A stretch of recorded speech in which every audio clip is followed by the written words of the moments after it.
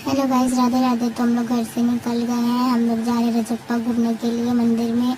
सो हम लोग यहाँ पे निकल गए। पता हम लोग 3-4 घंटे से बैठे हैं। हम लोग बैठे बैठे थक गए। हम लोग यहाँ वहाँ सीट वीट चेंज कर रहे हैं। इतना ज़्यादा हालत ख़राब है। फिर मेरे को भूख लग गया। फिर मैंने लिट्टी खाया फटाफट से। उसके बाद फिर हम लोग वहाँ पर उतर गए थे।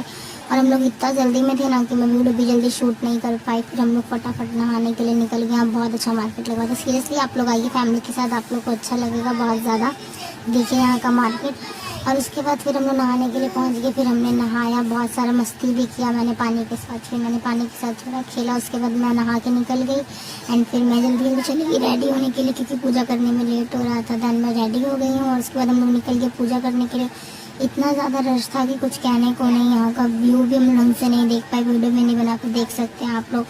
फिर हम लोग इतना लंबा लाइन में लगने के बाद फाइनली हम लोग दर्शन कर लिए। यहाँ पे हम लोग को वीडियो शूट करने नहीं मिला था, इसलिए सॉरी। मिलते हैं नेक्स्ट ब्लॉग में। Bye bye, Radhe Radhe.